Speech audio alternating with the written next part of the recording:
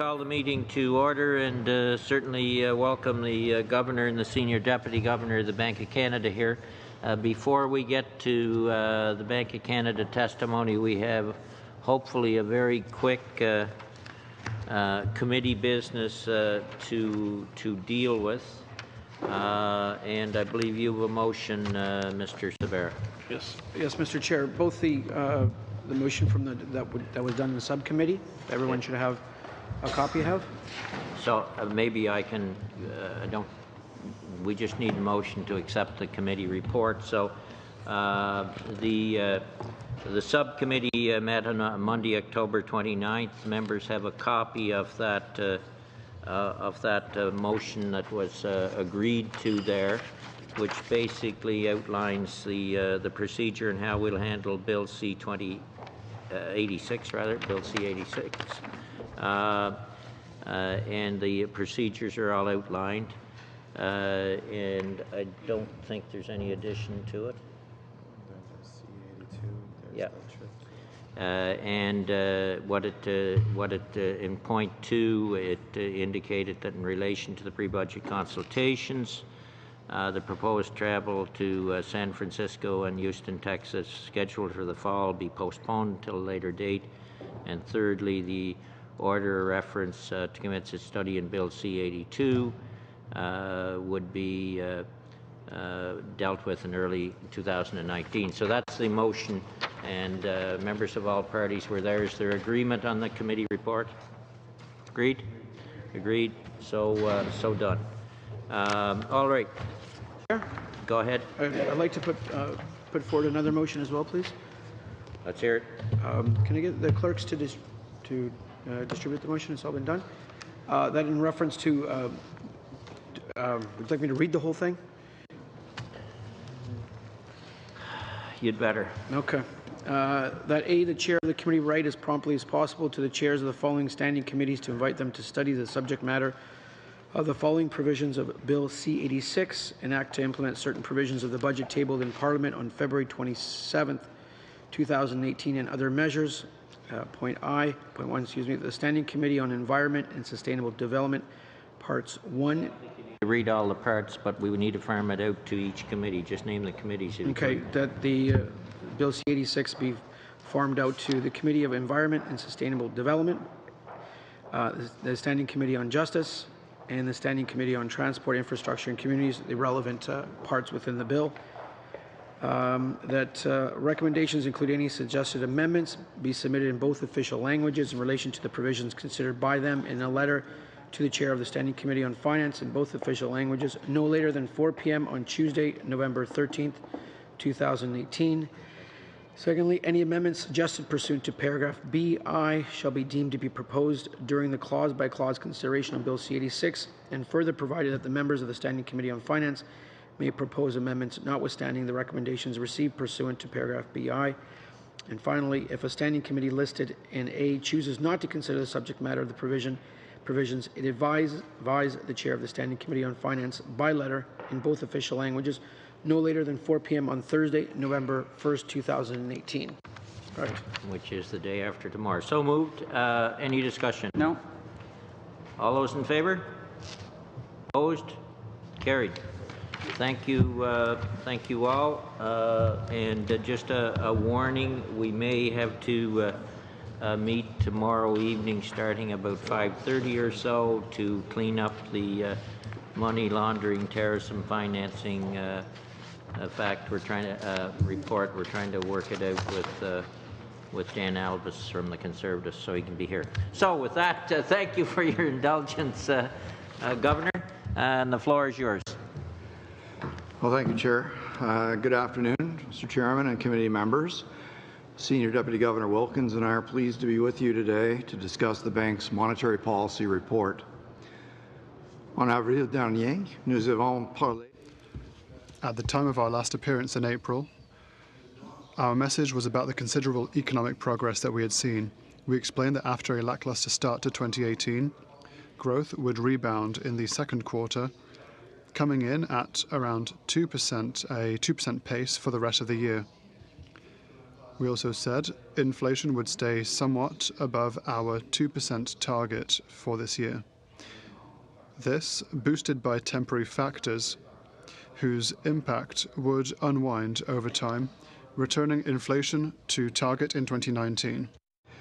6 mois plus tard, 6 months later, we have seen some very positive developments. The Canadian economy has solid momentum and continues to operate near its capacity. Growth is relatively broad-based across sectors and regions, and it is more balanced as the composition of demand shifts towards business investments and exports and moves away from consumption and housing. slightly above its potential over our projection horizon, supported by both foreign and domestic demand and favorable financial conditions. Meanwhile, inflation is close to target after running a little higher than we expected in July and August, which was due in large part to changes in the way that Statistics Canada measures airfares. While there could be further volatility in inflation in coming months, our core measures remain firmly around 2%. Of course, the outlook remains subject to important risks and uncertainties, so please let me highlight two issues: trade and household indebtedness. In April, we said that the most significant risk to our inflation outlook was the prospect of a large shift toward protectionist trade policies around the globe. We also reminded members that our forecast included the negative effect of increased uncertainty on the export and investment plans of companies. Naturally, we spent a considerable amount of time ahead of last week's interest rate decision discussing the implications of the recent U.S.-Mexico-Canada trade agreement. The USMCA is good news because it will reduce a considerable source of uncertainty that has been holding back business investment. We know from our latest Business Outlook survey, which was completed before the agreement was reached, that investment plans were already quite positive as firms look to take advantage of a strong U.S. economy. Given the agreement, we reversed some of the markdown of our investment outlook, but to be prudent, we did not remove all of it for two reasons.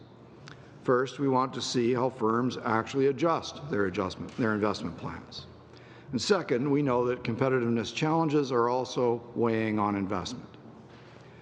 Protectionist trade actions, particularly those involving the U.S. and China, were also top of mind for us, as they are already affecting the global outlook.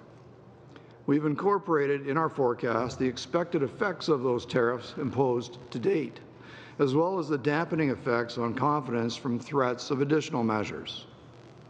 All told, we estimate that this will amount to a drag on the global economy of 0.3% by the end of 2020. That is a big cost. It adds up to more than $200 billion US. The U.S.-China trade issue represents a two-sided risk for Canadian monetary policy. The U.S. and China could find a path to ease or resolve this trade conflict, which would be positive for global trade and investment and for Canada. Or the conflict could worsen, jeopardizing key global value chains. This would surely reduce long-term growth and prosperity globally, albeit with uncertain implications for inflation. For more information on the potential impact of U.S.-China trade tensions, I refer you to Box 1 in our NPR. As for household indebtedness, we've also been assessing how people are adapting to both higher interest rates and the changes to the B-20 mortgage underwriting guidelines implemented earlier this year. Box 4 in the NPR goes into some detail on the impact of these policy changes on mortgage lending. But overall, the data tell us that households are adjusting their budgets largely as expected.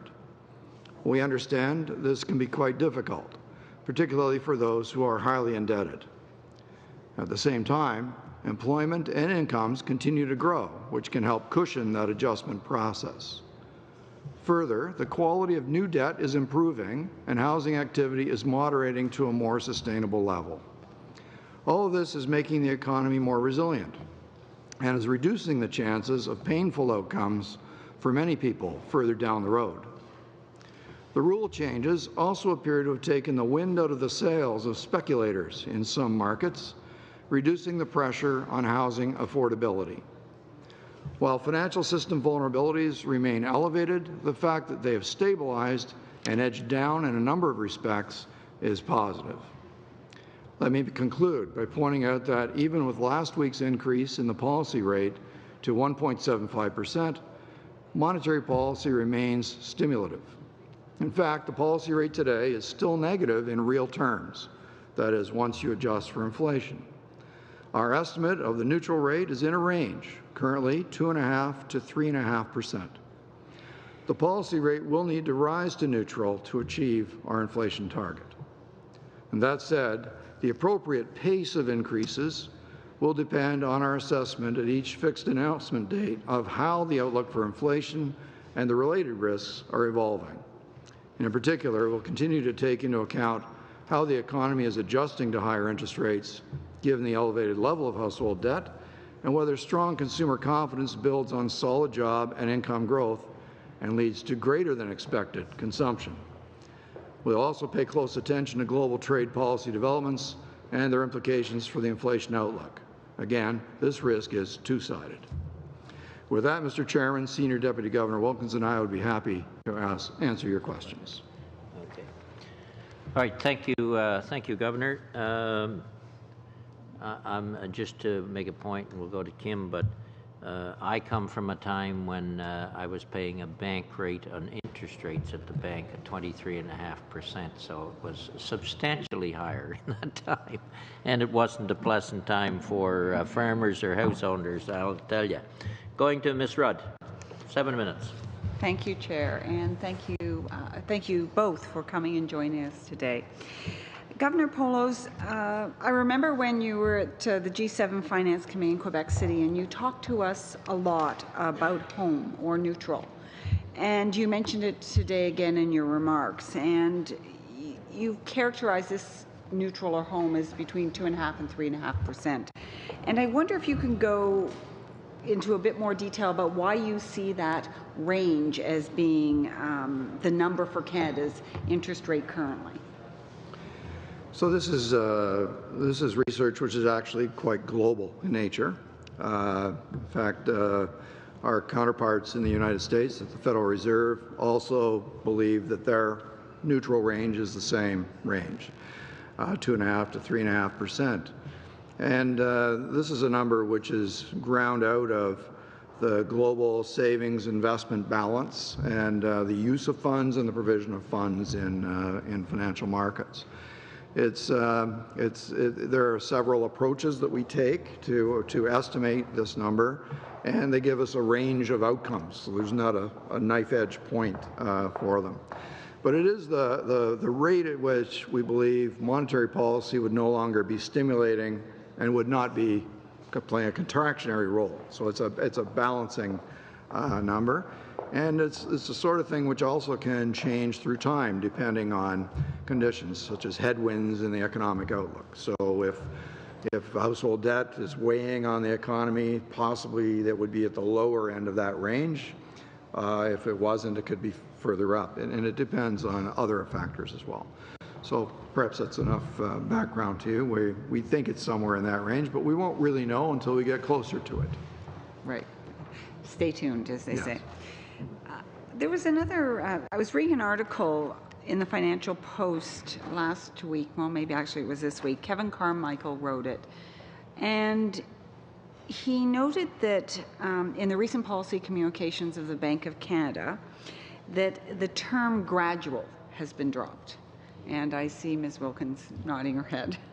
And it has, prior to it being dropped, it had been used in the previous 3 consecutive policy statements. And so when referring to rate increases, is it, as the article suggests, and I'm asking you because articles suggest lots of things, is it because we can expect more frequent interest rate hikes? Sure.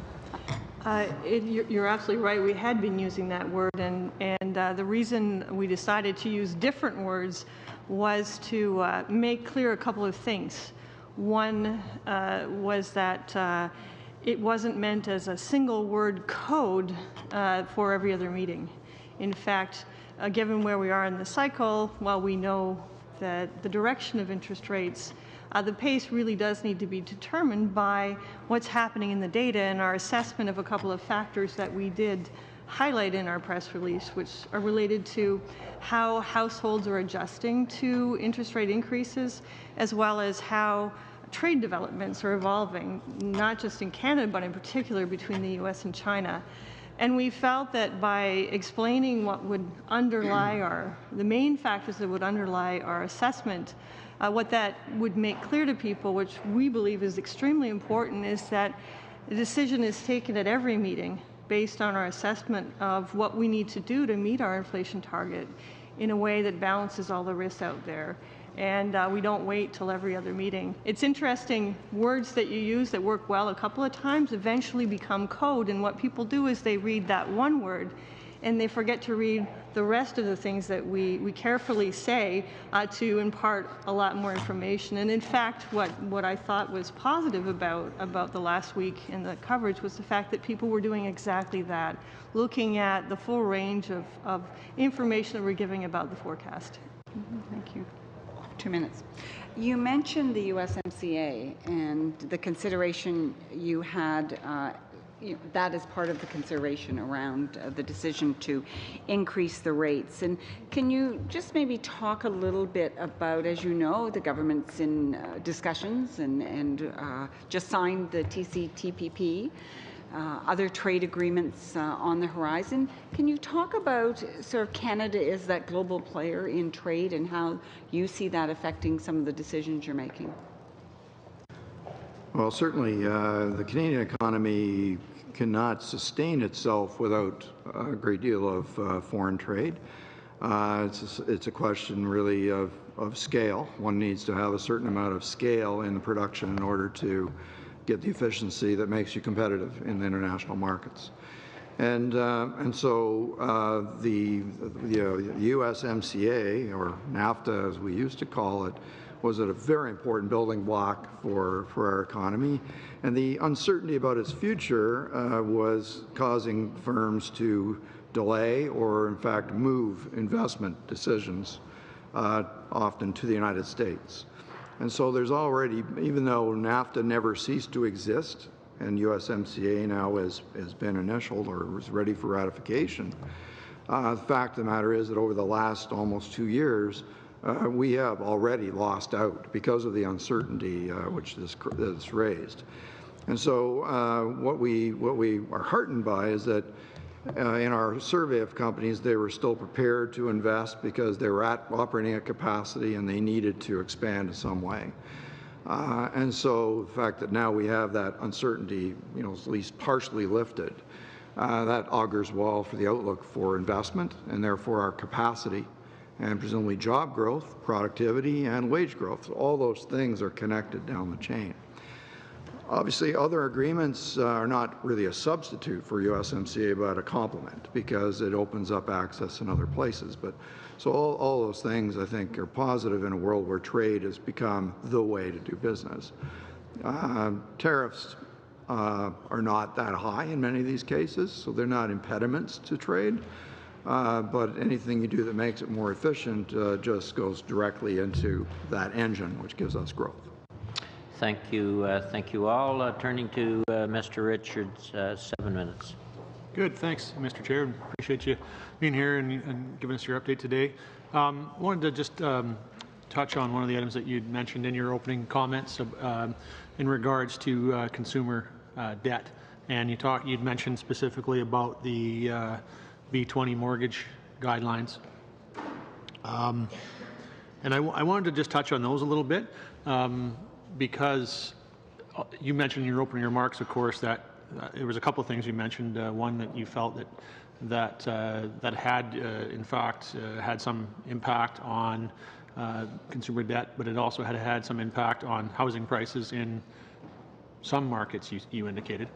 So I wanted to just touch a little bit further on both of those items. First one, I guess, in terms of the debt, consumer debt itself. Have you done any look at or study or, factored in the idea of consumer debt as a whole? In other words, you're saying you're seeing some impact on people. in terms of the mortgages. Obviously, we've heard anecdotally that about maybe as much as 20% of buyers are finding it more difficult or maybe even impossible to get in the market. And obviously, when we're talking about people getting in where they're in the CMHC insured mortgages, that is something that people can understand. But when we're talking about people who are putting that 20% down payment or more and are therefore not having the mortgage insurance, are we then instead, by having the stress test, have you done any studies on whether what's happening is that instead of a mortgage, they're just taking on other types of debt, like maybe they're buying a car or whatever, and instead of actually reducing the amount of debt, are we just changing it to a different type of debt? And in fact, when you're talking about a car or something like that, certainly not in most cases as good of an investment as a home, for example. So I'm just curious as to whether you've looked at that and whether there's just been a shift in the type of debt rather than a complete lowering of it. Sure. There's a lot. I'll get started. There's a lot in that question. So if we just start with the debt part, it's a very important question how that's evolving, because as we said, it represents a vulnerability to the Canadian economy that we need to keep in mind. And what we've seen in the actual numbers is that debt to disposable income ratio, which is kind of our flagship indicator, it's not the only one, that in fact that stabilized and started to edge down. So credit growth and total credit growth has dropped by a lot. The growth rates have dropped by a lot, mostly because of mortgage credit, but not entirely. And so now that's a big ship to try to turn around, so it'll take a while for that to come down, and it requires income growth. I think more importantly is really what's going underneath the hood there, and it's related to what's the quality of new mortgage lending. And there's some very interesting work that's in our monetary policy report in one of the boxes, and in a couple of weeks we'll have a more complete study that just looks at what is the quality of the new mortgages that are being underwritten, not only after the most recent B20 guidelines, but the ones before that, as you said, applied to high ratio mortgages. And what we're seeing in the numbers is that the mortgages that are going to highly indebted individuals have dropped by a lot. They've kind of dropped across the board, but mostly for those that have loan income of 450% and above.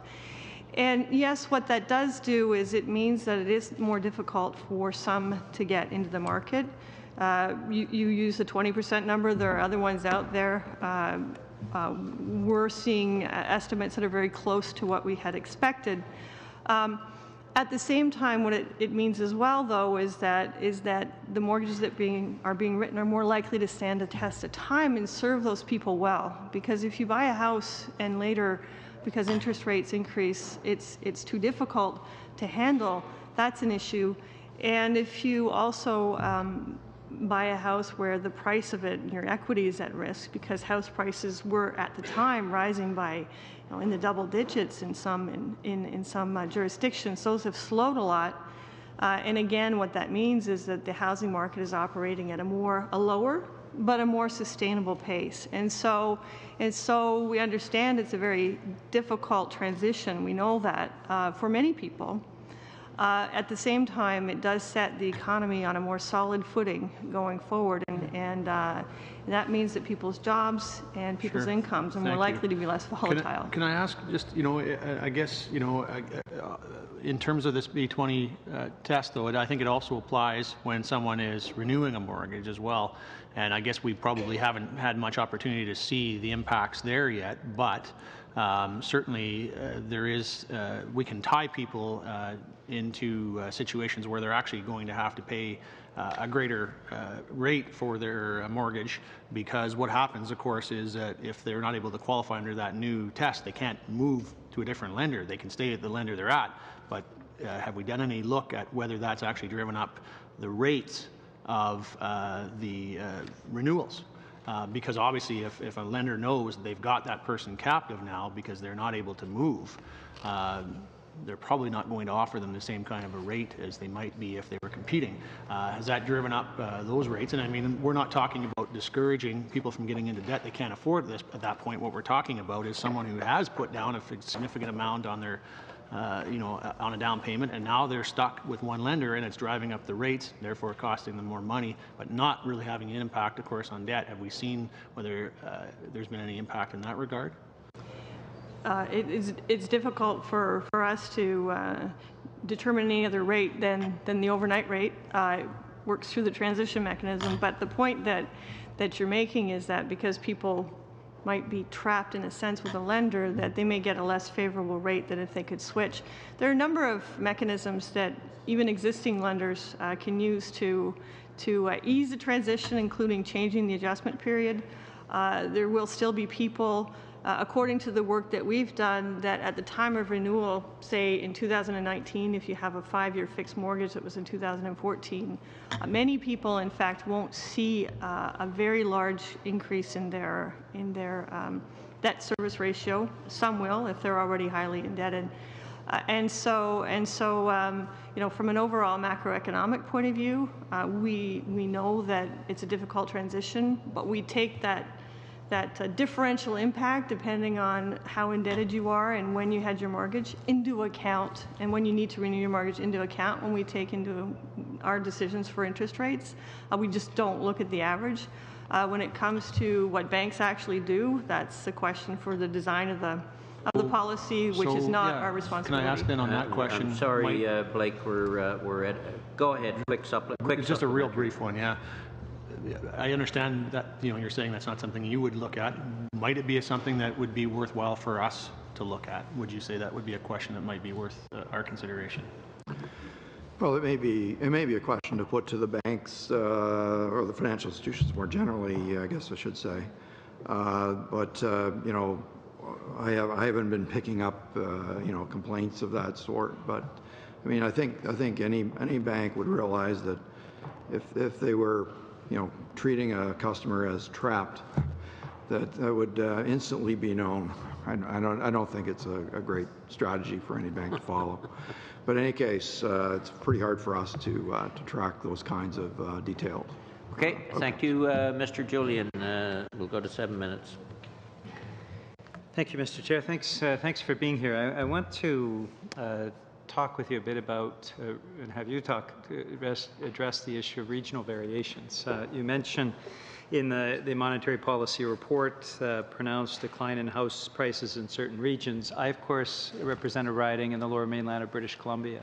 So rising interest rates have provoked a lot of hardship. Now, these are people that have a high debt ratio, there is no doubt, but that's because wages have basically stagnated, and we've seen a market increase in the housing market and the price of housing.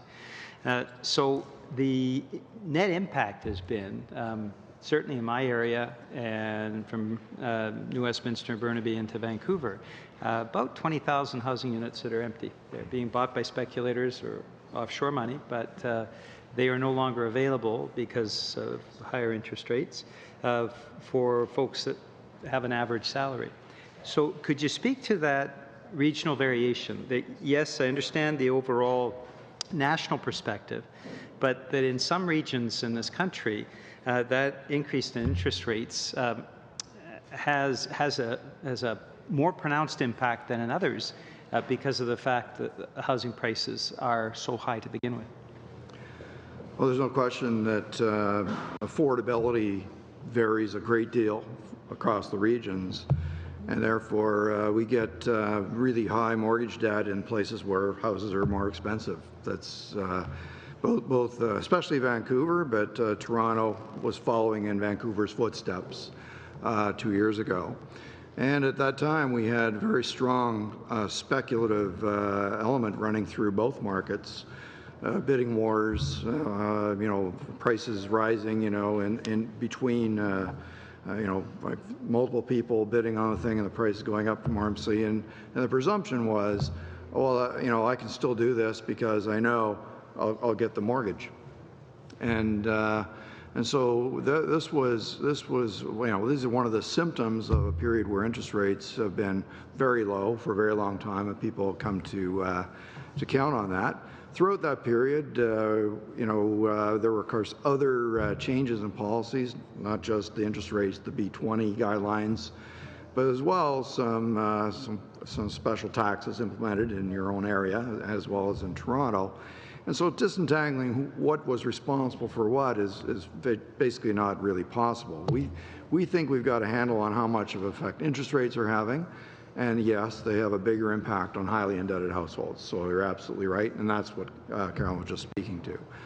But in fairness, the stress test was designed to be able to help people understand and to be able to test themselves whether they could cope with what seems like a reasonable fluctuation in interest rates of around 200 basis points. And now we've now done 125 basis points since the bottom. And so I would think that most people that went through that stress test would be saying, well, I'm glad I can pass that test now that interest rates are rising. I think we were talking about it as a good personal practice long before the rules went into place, because it was obvious to everyone that interest rates had been very low and would not sustainably stay there. Thank you for that. Now, I'd like to address the issue that you mentioned in the monetary policy report around wage gains. Wage gains, page 14, you mentioned, have remained moderate. Now, when we look at wages of regular folks, generally speaking, they have stagnated. What is your impression both of the last few years in terms of when we take out the wealthiest of Canadians, what overall wage rates have, how they've performed or how they've evolved over the last few years, and what do you project moving forward? So wage increases overall have been very modest over the last few years, and even over the last year, as we were hearing more and more from the companies that we speak to about labor shortages, we still see wage growth in the 2.3% range, which is actually quite modest for this point in the cycle. And that might be representative of many people. It's an average, and so some have seen none, but others have seen a lot more.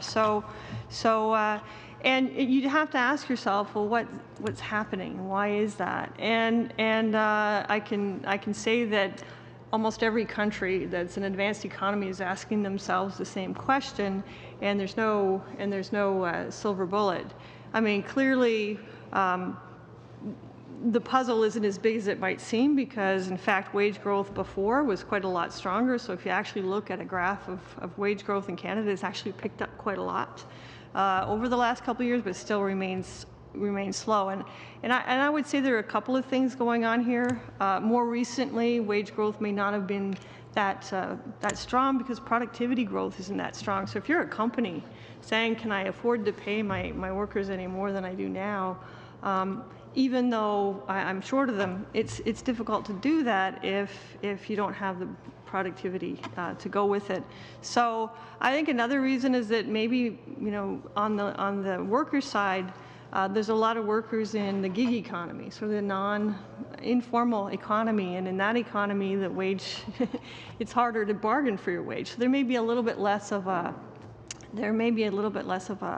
a power for people to actually get stronger wages. But when we talk to businesses, in our forecast, you asked about that, we expect wage growth to strengthen, income growth to overall income growth, which includes not only your wage, but how many hours you're working, to strengthen as well, to the 3 to 4% range. And that corresponds with what companies are telling us. They say that they're expecting to have to pay more to get the workers that they need. And that's not just in the highest paying jobs, that's across the board. Peter, you gonna? Okay, come back to the next round. Mr. Sabera. Thank you, Mr. Chair, and welcome, Governor, and welcome, Senior Deputy Governor. The Bank of Canada has long spoken about a handoff from, say, housing and consumption as principal drivers of economic growth in Canada to business investments and exports. I was wondering if you can comment on how, and with regards to the monetary policy report, that business investment and export is performing or are performing within the Canadian context. Yes, so it's true. We've talked a long time about this because it was one of the characteristics of a return home that we felt was essential. During the post-crisis period with really low interest rates, quite naturally, it was housing and consumption which did most of the growing, and businesses demonstrated a reluctance to invest given the uncertainty about the economic outlook. We always believed that getting the economy back to a balanced point would mean that the consumer would take a less active role in the growth picture. They would become more a contributor, but a smaller contributor, and that businesses would be doing more of the heavy lifting. And that transition appears to be underway. We think it was interrupted by the uncertainty surrounding NAFTA. So we had a double hit there because we were approaching capacity just when firms should be beginning to investing. We had the U.S. election and all the uncertainty about NAFTA, and so the investment sort of stopped there. It became, some firms were desperate to, and they did, but many postponed those decisions. And that did two things. It meant we had less investment than we hoped, and we had less exports than we'd hoped because they were operating at full tilt and couldn't expand to take advantage of growing demand. And so now that that uncertainty is out of the way, we're watching carefully to see how firms respond, and we expect that to happen. But already in the numbers, we have that shift, and as we already talked about, the housing sector has slowed as expected, and consumption almost always goes along with that. Not a slowdown, but slower than what it had been. The first derivative. Yes. On page 9 of the Bank of Monetary Policy Report, you do talk about a weaker terms of trade. And in the past, we did have a terms of trade shock to the Canadian economy, but now you're talking about in terms of a weaker terms of trade, which I read as the price that we are receiving for some of our Canadian resources, principally Western Canada Select oil from the province of Alberta, is not where it should be at. And I'd like, if I can get some color on how important it is that we get we have diversification in markets for our resources. There are some transitory factors impacting WCS in terms of maintenance shutdowns and so forth, but in terms of diversifying our resources to different markets, how important is that to making the terms of trade actually a positive thing for our economy? Well, it plays a role. That much I could say. To put numbers beside that wouldn't be an easy thing, but I would say diversifying our markets is not the base issue. The base issue that we're talking about here is that a number of our commodities, as you mentioned, WCS is obviously trading at a very low level right now, but so are a number of other, mostly metals exports. And this we connect to the uncertainty about the future outlook for China in particular, given the trade actions that have been taken between China and the United States. Trade is slowing, and there are now expectations that the Chinese economy will slow significantly. That usually brings with it lower commodity prices across the board, and that appears to be happening at least in an early stage now. And so that is the reason why in this forecast our terms of trade are lower. WCS is an element of our terms of trade, of course, but it's not the only one. We've seen some estimates and heard some estimates of the discount costing on a gross basis, $15 billion, $17 billion in terms of lost revenues, whether it's from the banks downtown. I would like to follow on. We are obviously going through a very strong period of growth in the Canadian economy, global economy, from reading what is in the Monetary Policy Report, and a lot of good things happening. Our immigration to Canada, highly skilled workers, is very strong, and we have the labor demographic issue, obviously, which we've talked about extensively. But I'm going to ask a very simple question. What keeps you up at night, Governor? It's a popular question. And, I'd like to give a different answer each time to keep people interested, but I think, I'll say, trade actions, and I call them actions with purpose, they're much more than trade tensions when there's been concrete actions taken. We're shooting with live ammo, and it is having effects on economies, not just the main, like China and the United States, but other bystanders are being affected. And so much of the economic growth we've enjoyed over the last 20 or 25 years has been the result of trade integration that it greatly concerns me. But if I may, cyber risk is the other thing that really keeps me awake at night. So it's a non-economic answer, but that is the thing that every morning you're thankful you didn't get a phone call during the night. Of course, and I would, on the trade front, obviously with the application of CETA and the CPTPP now receiving royal assent, and even a free trade agreement with Israel and with other countries that we've seen.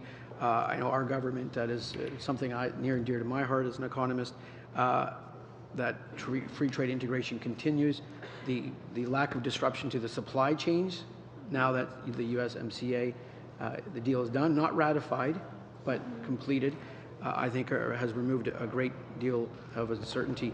My last comment, if I do have more time, is with regards to labor in Canada and with regards to, as we spoke about, in the area I represent, New York region, the biggest complaint I hear from businesses is a shortage of workers.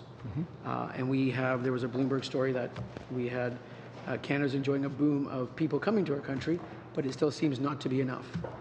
Any advice on how to help fill those vacancies? Well, this is a matter of getting the right match. Canada's a really big place. Other countries, such as Germany, seem to do a better job, but it's usually because most jobs are within a 2-hour commute, and we don't have that situation here. There's also skills mismatching, which we go to, but often this is portrayed as a gigantic skills mismatch, that the job growth is in digital economy space, and the job losses are in manufacturing, let's say. But in fact, there are many vacant jobs in the manufacturing space, and many vacant jobs in home building, construction, renovation, maintenance, all those jobs, which are not a large skill gap away from manufacturing skill sets. And so I got to believe that geography is playing some role, but it may be just that the business of moving is not as easy, especially when one spouse has still got a good job and the other spouse is looking for a job. That could be a hard thing for a family to move. So those aren't monetary policies, but there are perhaps some things that could be invented. Thank you all. Before I come to Mr. Anderson, we just did a pre-budget consultations, and one thing we heard everywhere was investment capital and the inability of Canada to attract the investment capital in the same light as on the American side of the border, mainly due to accelerated depreciation seemed to be more than anything else. But we heard that a lot. Have you looked at that in any sense? Well, we've not analyzed that particular thing in any detail. We do have in our forecast, a factor taken into account because of the differential between those two tax treatments in Canada and the U.S. So it is one of the reasons why our investment profile in our forecast is less than it would be according to our normal modeling. And of course, that is supported by conversations we too have with the companies. In the context of our Business Outlook survey, it seemed to be top of mind at this stage. There are lots of other competitiveness challenges, though, that also come into the conversation, but that does seem to be top of mind, yes. Okay, thank you, Mr. Anderson. We'll go to 5-minute rounds. Thank you, Mr. Chair, and thank you for being here today. I come from a ways away from here, and I was reminded that on the weekend when I was at a community supper, and a gentleman came up to me and he said, He said, I would like you to ask somebody. He said, the mortgage stress test, he said, from his perspective, he's a realtor, was applied as a cudgel to the Vancouver and Toronto markets, but he said basically it's killing us out here. It's wrecking our economy. It's costing jobs. The construction industry is slowing down. Real estate market slowing down. It's actually damaging our communities. He said, would you get somebody to give me an answer to that question? So I guess I have the opportunity this afternoon to ask you about the negative impacts of that on local markets that aren't in the Vancouver and Toronto areas. To the governor, David, that would be in the regional Saskatchewan economy, would it? It was, yes. So, I mean, I would not, I don't know. I mean, the fact is that there were, as we said, when B20 was put in place, we put in our monetary policy report estimates on how much of an effect that would have. It's not zero. There would have a slowdown effect in the housing market because it, of course, acts very similar to an interest rate hike, you know, to the system.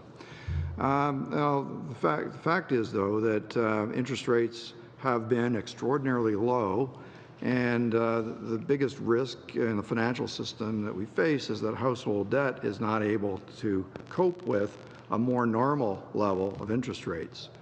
And so that test was designed to help both lenders and borrowers figure out if they were capable of sustaining the mortgage that they're thinking of taking on through an interest rate cycle of approximately 200 basis points. And I think that that applies whether you are in Saskatchewan or in a market like Vancouver where there was speculative juices flowing, or in Toronto, or in Atlantic Canada. It doesn't matter where you live, you're going to need to be able to withstand an interest rate cycle because the economy is normalizing. And so the quality of debt is what was at issue.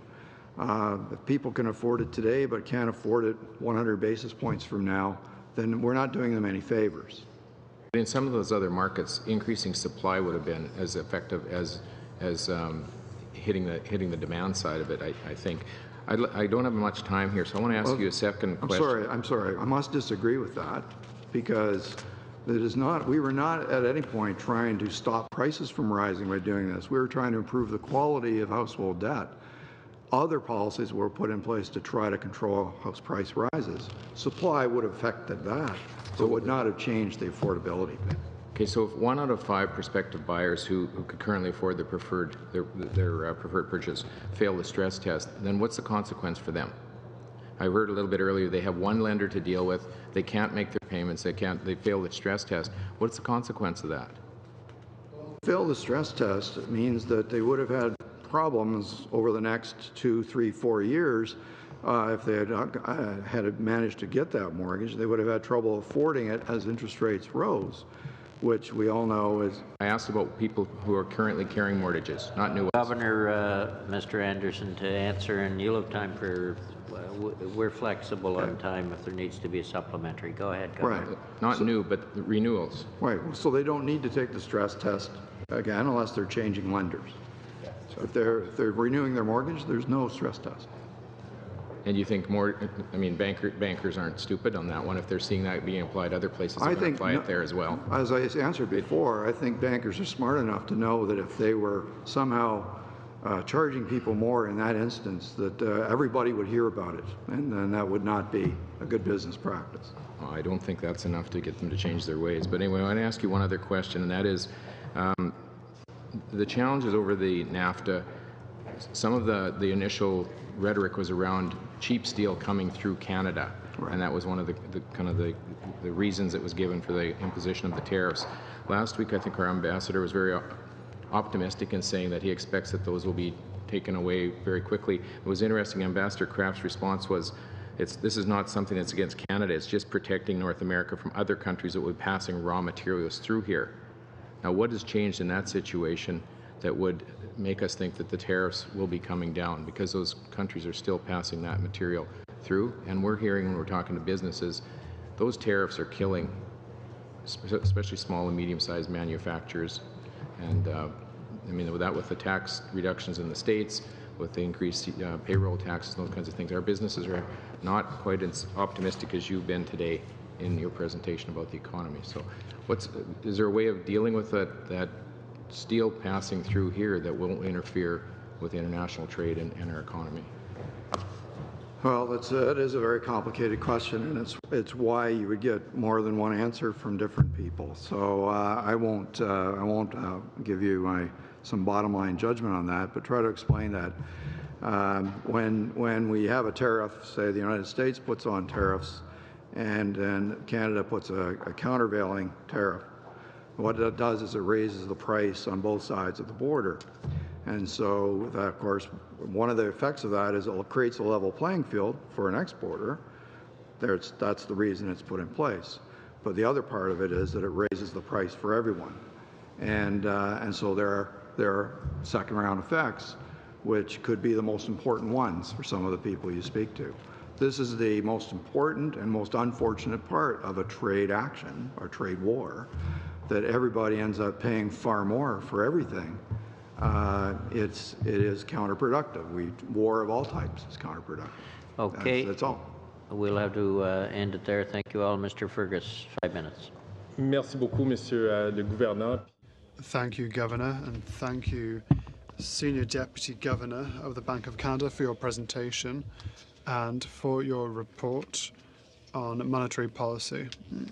This is always an easy to understand and easy to read document, but I know that a lot of research and much effort subtends your exercise.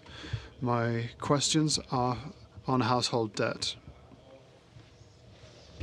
and its relation to interest rates and mortgage rates. I read your MPR on page 21. On page 21, you said that the household debt ratio has stabilized and will be going down. This is most desirable. My question is as follows. How will interest rates have an effect on Canada's economic growth if we continue to see a slight increase in Canada's key interest rate?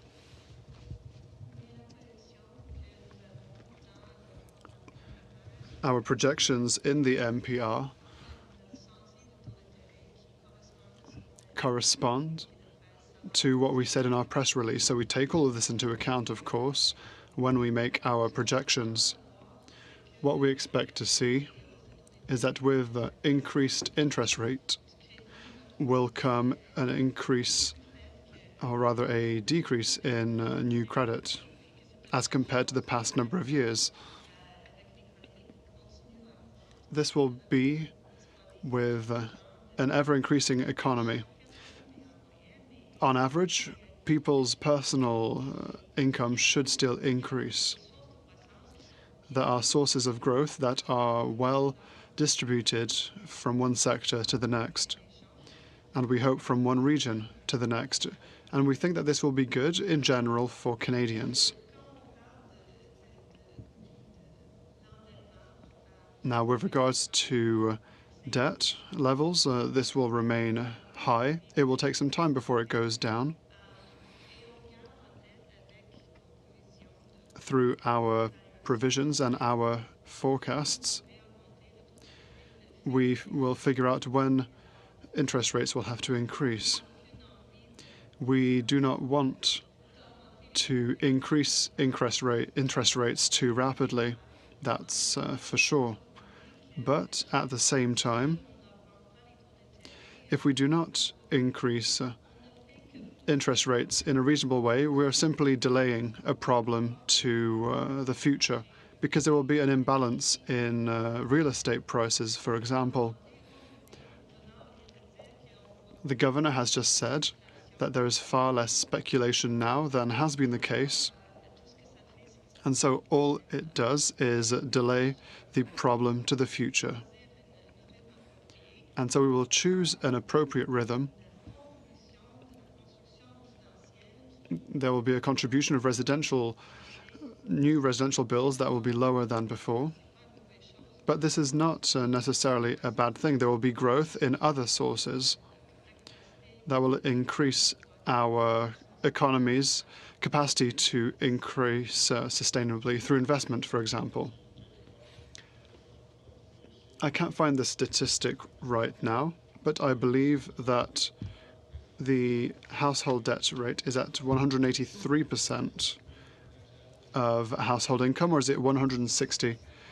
I think it's around 160, nearly 170%. So with this and with your 2.5 to 3.5% aim, what are your estimations based on your modeling? Will this slow down our growth? Because there may be a slowdown or a stronger slowdown in real estate. What is true is that interest rate increases that we have already undertaken, we've done that 5 times since July 2017, means that the economy reacts, well, there is a time delay between an increase and the economy's reaction. There will be an impact on real estate and economic growth in general. Real estate would have been weaker now than would have been weaker had we not increased the interest rate. It's not because we don't like growth. We don't want growth that could increase inflation, thus creating instabilities not only in real estate but also in people's revenue and also in the workforce. Mr. Polyev. Thank you. Which measurement of inflation are you most relying on right now to make your interest rate decisions? So we have 3 measures of core inflation, which are, they use various techniques to remove the noise from the regular headline inflation rate. But the official, target is for the headline inflation rate. So your CPI. So the CPI. And so that's the one. But of course, often we have these big fluctuations which we need to explain and then say, well, we're going to see through that fluctuation, or it would be like the tail wagging the dog to respond to each fluctuation in it. The moderation or even decline in housing prices, what effect does it have on the reported CPI numbers? Very modest. Very modest. In the CPI, if you like, the cost of residential costs has got rent and all sorts of blended stuff in there. So, and it's a very, very slow process. Okay. Is there any relationship between government bond yields and mortgage lending rates? Absolutely. In particular, in around the 5-year maturity of government bond yield is used as a reference, of course, for the banks to fund themselves for 5-year money, and that therefore is a cost to them, how much they need to in effect pay for a GIC for 5 years in order to get the money in the door so they can lend it out for 5 years, is closely related to that competition by the government bond yield. So as a consequence, when bond yields globally rise, even if interest rates are being held constant here, there's a tendency for our bond yields also to rise part way. And when that happens, 50 or 60% of the rise of U.S. rates gets passed through to here. So you can have mortgage rates rising at the 5-year maturity, even though Canadian interest rates in principle are being left unchanged. And how much does a country's own bond yields affect the mortgage rate? Well, they both affect it. So if U.S. rates were unchanged, and we raised our interest rate last week, if that part of that feeds through to longer-term interest rates, that will be immediately fed back into the cost of funding for the banks, as I've just described. So that channel works, but the other channel also happens to work. And so it's a blend. But if, for example, the bond yields, the government bond yields in a given country, country A, went up, and they did not go up in countries B, C, D, and E. Right. Would mortgage lending rates typically still go up in country A? Yes, but the experiment you're describing is a little bit artificial because it's a global bond market. If it did happen the way you described, it would normally be because inflation in country A went up, and therefore all of its bond yields went up, and that would for sure pass right through to mortgages. But if it's just a risk premium or just a more general move in rates, it would be rare for Canada's rates to go up all by themselves in the way you described. For those reasons. So that's the price of credit is now turning to demand for credit as governments issue more bonds. They're obviously vacuuming up more of the credit that's available. Does that competition for credit increase consumer rates? Can it? I shouldn't say does it, but can it? Well, certainly I could create a model in which to do an experiment like that, and it could. That's when we talk about government crowding out private spending. It usually has that mechanism. Right. But in a market which, as I've described, is mostly those yields, the farther out they go, the more they are driven by global bond markets. And that's a massive market compared to our own domestic market. And so it's really a hard effect to isolate. And then shifting over back to household debt, how do you expect the debt, what changes do you expect in the debt service ratio over the next 1, 2, 3, 4, and 5 years? The debt service ratio for households. For households. Yeah, so we did some nice charts on this, not in this NPR, but in the previous one back in July. And so we did an experiment on the various segments of the household sector, depending on how much debt they were carrying relative to their income, each category. So we sliced the data up very finely. And we simulated a 100 basis point and a 200 basis point renewal cycle through that structure. So, for instance, it's there's a lot of complexity to it. So, say you got your mortgage back in 2014, and chances are you're renewing in 2019, or 15, then 20. About half of people would pick a 5-year in that case. So we simulated it in that way, and we had debt service ratios, or actually their mortgage payments as a share of gross income went up by 1 or 2 or 3. And as much in the worst case, approximately 5 percentage points. In the very highly indebted household sector, the biggest effect we could find was 5. Okay. How does that translate into dollars for the average family? I don't actually have an answer in terms of dollars. I'm sorry, I think of it in percentages, but say the average on that is 2 to 3 percentage points, and that would be out of gross income. So it's like Caroline mentioned, it's a significant transition. Gross. That's out of gross income. That's out of gross income. So it's a significant effect. But in the background, over those 5 years, wages have been growing 2%, 2.5% per year. So that's one thing. Not everybody's wage has gone up. I understand this, but they have been rising on average, and so that helps the transition. And at the point of renewal, the financial institution you normally would present a bit of optionality around the renewal, perhaps lengthening term by a year or 2 to help payments from going up as much, those kinds of things. That's often what we observe in those renewal cycles, some flexibility. Okay, thank you all. Okay. We'll go to Mr. McLeod, then Mr. Julian, and then Mr. Fragaskatis. Mr. McLeod. Thank you, Mr. Chair, and I hope Pierre wasn't using up all my time.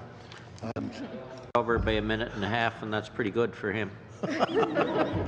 Okay, I do want to thank both the presenters here today, and I also wanted to say thank you for coming to the north and giving the message of a brighter economy. I think it was well received by the people in the audience, and I'm certainly happy to see that it countered the Conference Board of Canada's opinion.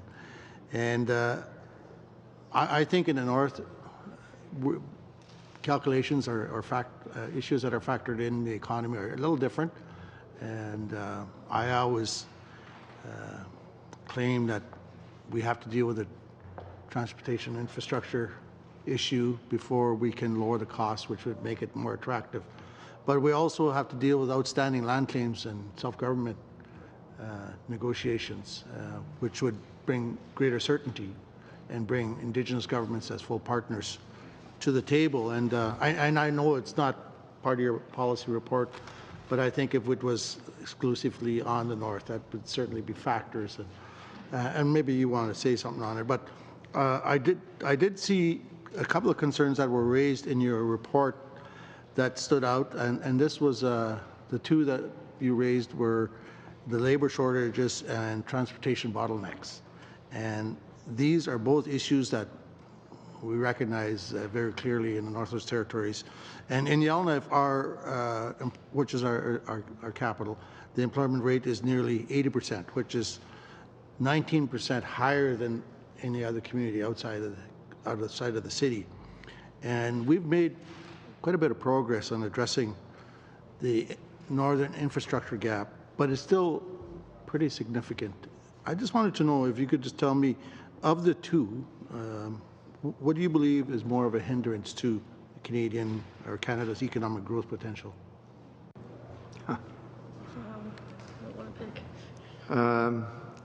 Well, I guess I have a certain amount of optimism that the labor shortages are more solvable, with smart policies than I feel like infrastructure is just will be a continuing demand, okay, through the piece.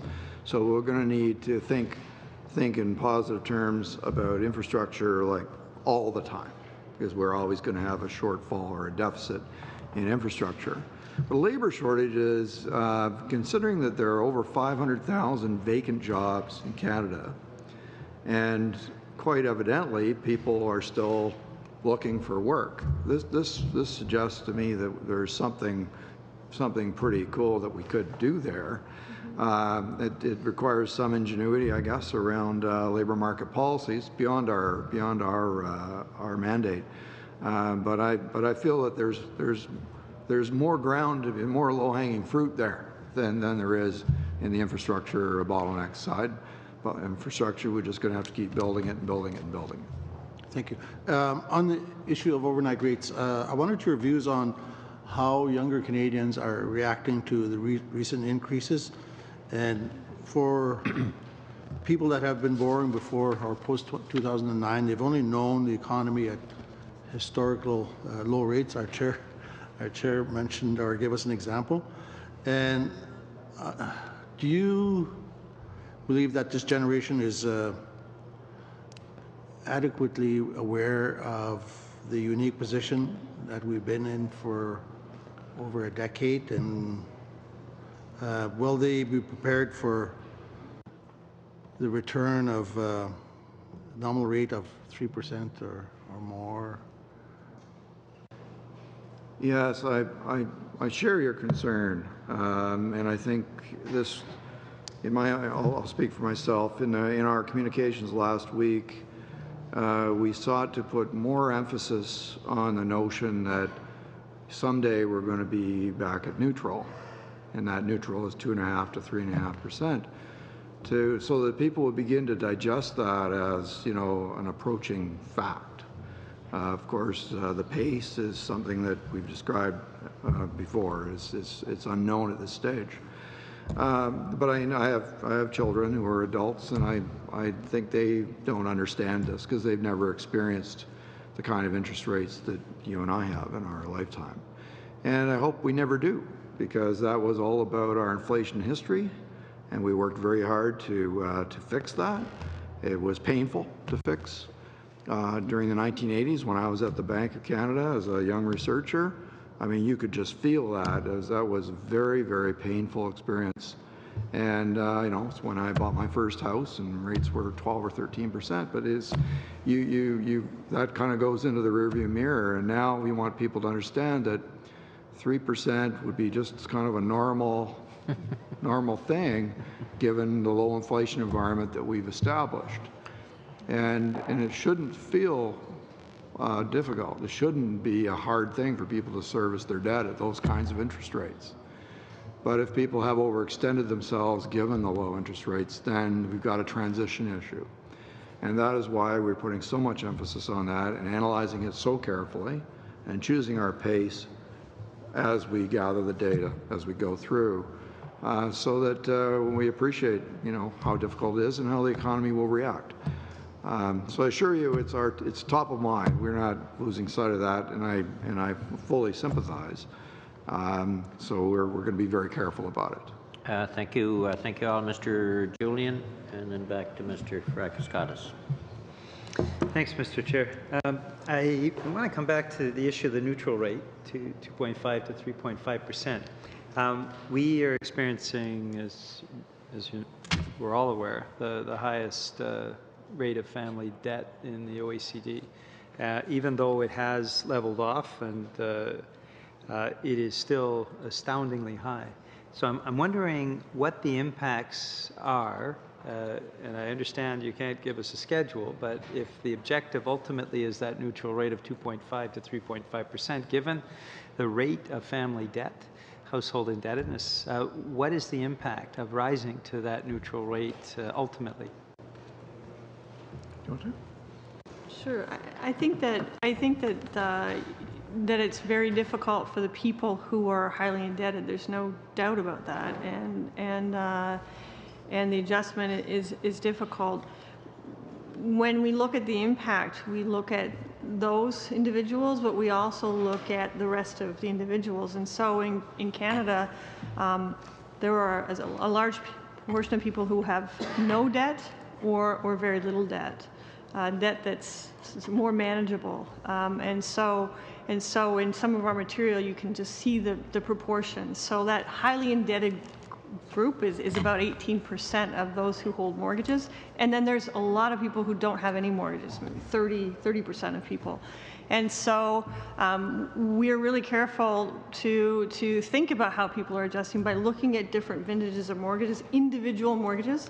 And we also build that into our forecasting models so that we can get a better idea, not just talk about it, but in fact take it into account actually in our decisions. And so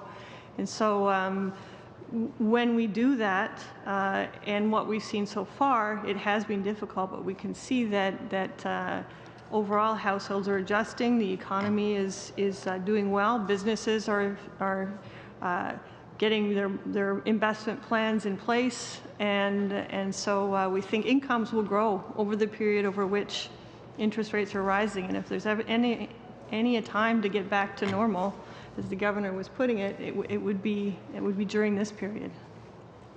Now, I live in a modest home, a post-war home. It's one of the many that was built in New Westminster after the Second World War.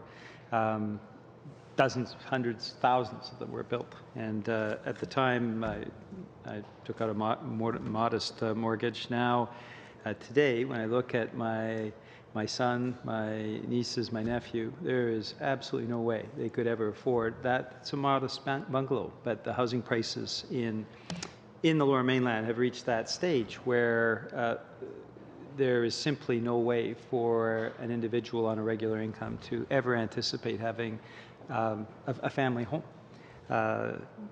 potentially a condo apartment, but in terms of a single family home, impossible. So I'm wondering, when you talk about the higher rate of the 18% of those that are over indebted, is it not also a generational thing that what we see is younger Canadians who have to take on phenomenal debt loads if they hope to have a family home, and older Canadians generally, with a lot of exceptions, are doing better because the value of their home or their investments have risen over the past few decades? Well, I'll take a shot at that. But I totally understand. And we have some world-class, vibrant global cities in Canada, and compared to other world-class, vibrant cities, they're still not very expensive. And I think this is something that we have to reconcile with. I mean, how do people in Paris or London, second generation, how do they afford to live there? Because they certainly aren't buying houses of the sort you're describing. And so people adapt and they live differently. And you know, in the case we have here, I guess we have a big country. People move somewhere else. In a digital economy, they can be in all kinds of different places and be very productive. And so we don't know how all this is going to turn out. But I think one thing we have, and people of our age have a culture of, you know, we buy your house and you have your mortgage and you pay it off, and someday you're debt free. Other people in other societies choose to rent their entire lives. And we say, well, it's too bad they're not owning a home, but they may rent exactly the same place at all time. And if you have a large piece of debt and you're just servicing that debt your whole life, and you never actually own the place, you're just paying rent to someone else. You're paying rent to a bank instead of to someone who owns the apartment. And so many of these models, you know, they may look the same, but the finances are just different. We have a very innovative financial sector, which I think can manage it for people. So I don't like to prejudge it as, you know, a problem per se. I mean, it is, of course, affordability for us. The best contribution we can make to affordability is to keep inflation under control, and part of that is getting interest rates back to normal, so that we don't have 20 or 30% price hikes in a market like Vancouver, which was for sure destroying affordability. We're way up. Just wanted to come back to the generational issue. If you could address that in terms of the higher level of debt, do you find a generational difference among younger Canadians as opposed to older? Well, yes. Yeah, you squeezed it in, Peter. Go ahead. At least in certain areas of the country. He's as bad as in others. It looks just like when I was young, I find. But yes, in certain areas, in these cities that have become, and in fact, global cities, they're just going to be very much more expensive to live in, just because of what they are. It's the critical mass that builds and builds, and the rent curve, as we call it in economics, gets steeper like this. And in the middle of those cities, it costs a great deal to live there. Okay, thank you. Well over time to the other Peter, Mr. Fragaskatis, and then we will have time for one question with the Conservatives and back to the last question to Sabaro. Go ahead, Peter. Thank you, Mr. Chair. Thank you for being here. Governor, you know London, Ontario very well because you studied at Western University, and that's where I'm from. That's the city that I have the honor of representing in the House of Commons. As I think you know, London sustained itself for many years. Its economy was based on manufacturing, and that has changed now. When 2008 hit, many of our factories left. We are trying to transition and doing well in that regard. There's a thriving tech sector that's come to our city. Our downtown is quite vibrant in that regard. Many tech-based companies there, even where manufacturing exists, and it certainly does, it's taking on a more advanced form. And I asked this question because I know you spoke in late September in Moncton on the issue of technological advances and disruptive technologies and what that poses for economies. And I'm obviously interested in this from London's perspective, but for the country as a whole. I'll quote from your speech. You said, and I quote it here from the conclusion, "Technological advances represent opportunities to be seized, not a force to be resisted." And you continue by saying, "We know that in the long term, these advances will create more jobs than are lost and create enough income to ensure that those who are effective can adapt and access new opportunities." I wonder if you could delve into that and expand upon that a little bit more. Well, thank you. Yes, history, we have roughly 200 years worth of economic history that we can study in detail, and technological change throughout that period. And throughout that history, there's never been a technological change that has not created more jobs than it has destroyed. But, you know, the term creative destruction that Schumpeter developed, is very apt. That when there is this technological change, somebody's job is literally eliminated. So we take cases like, you know, say a driverless vehicle is going to eliminate truck drivers' jobs. Well, that is going to reduce the number of truck driver jobs. That's true, gradually, of course, because it's expensive to buy those trucks. But it's going to create jobs for all those people writing the software and, you know, and building the trucks, let alone that. And of course, monitoring the traffic and all those kinds of things is an example that I used. And the other thing is that growth happens, most of us think of growth as a bit like yeast. It's everywhere. It just grows incrementally everywhere. But in the real world, it's actually growth is like mushrooms. They pop up here and there. And so what happens is the person that thinks of that mushroom, you know, really makes out like a bandit because they've got the new idea, and the destruction is around that mushroom. And so what I was alluding to at the end there is that the yield from that technological change is sufficient that we can always fund safety nets to help those who are left behind in this. And secondly, that as the income in the entire economy goes up, all those regular jobs also are increased, such as building houses and maintaining them, et cetera. And those are not giant leaps in skill sets away from the jobs that have been eliminated by this process. And so we shouldn't be pessimistic about it. That was my main message. Sure. No, and I certainly agree. I'm glad our government has invested in retraining, for example, and made that a priority, but obviously there will be more to do. And I ask the question not only because of my interest in it, but I think this is really a matter of concern for just a lot of Canadians, especially young people, but in particular their parents who are saying the pace of technological change is proceeding so quickly. What does this pose for future generations? So I'm glad you've shed some light on it, and I might have 30 seconds. Just on the OECD, Governor, growth in the OECD is expected to remain relatively robust, but it will decrease according to the composite indicators that have been put forward. What does that mean for Canada, and what does that mean for monetary policy? Well, we expect growth at the global level to moderate from what it is doing at the moment. And that's primarily because the United States has had this big bulge in growth and will quite naturally, it's at its capacity, so it has to moderate. And secondly, because of the trade actions that have been put in place for, you know, having these spillover effects, hopefully temporary. But in any case, even if those trade actions go away, we will still be left with a moderation in global growth. And we've got that built into our forecast. Canada continues to do well under that. We're just settling in at our potential growth rate and at, you know, unemployment at a 40-year low and inflation on target. So, you know, right now things are okay. We've still got some rebalancing to do, but everything, all the motion is there. Thank you very much. Thank you both. And time for one question from Mr. Poilievre. You mentioned that the increase in the ratio of income to debt service, and you mentioned that it would increase by as many as 3 or 4 percentage points of gross income. When do you expect that increase will have fully been realized?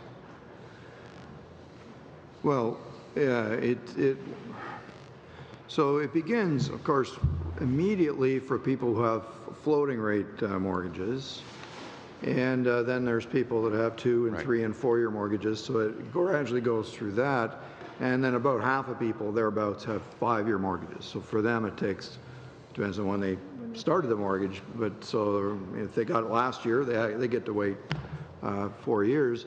If they got it 4 years ago, they're getting a renewal now. So it's a very complex question. But given the rate rises that have already taken place, it takes pretty well 2 years for the peak effect to happen. So it would be, you know, somewhere in 2020 when we would have digested the entire, well, not quite the entire, but most of the effect. And so as that process unfolds, we'll be able to monitor it in dynamic sense.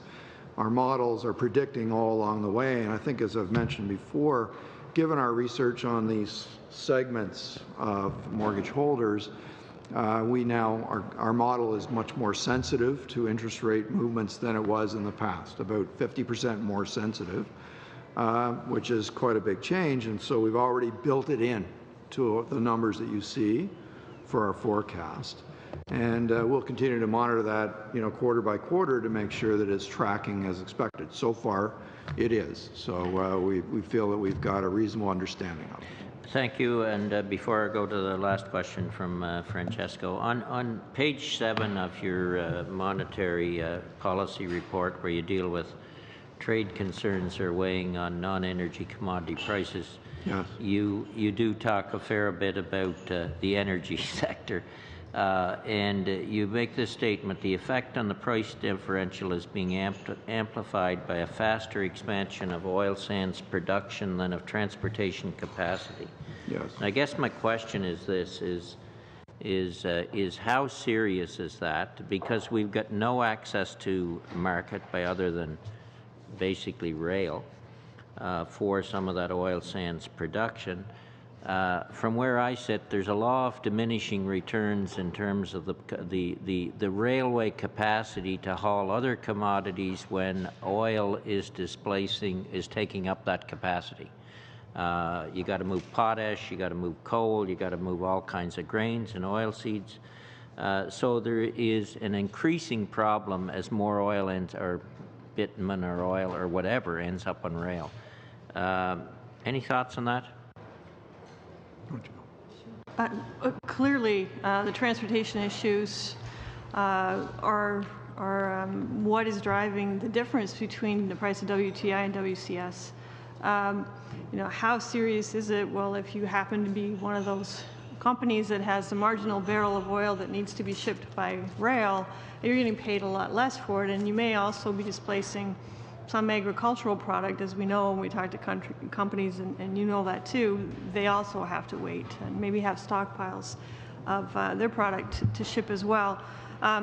But about 93% of the oil is actually shipped by pipeline. So it does cover a smaller proportion of the oil than one could imagine. And as well, within that, some of the returns, so the costs that are extra are being paid for the rail are actually accruing to Canadian companies, railway companies, and so not all that's lost.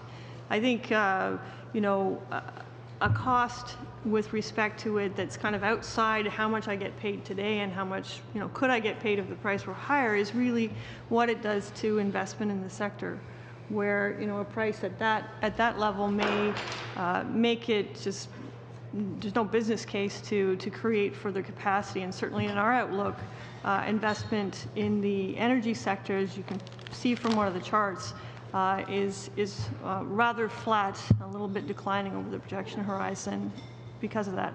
Okay, very last question, and quick, Mr. Sabero. Thank you, Mr. Chair.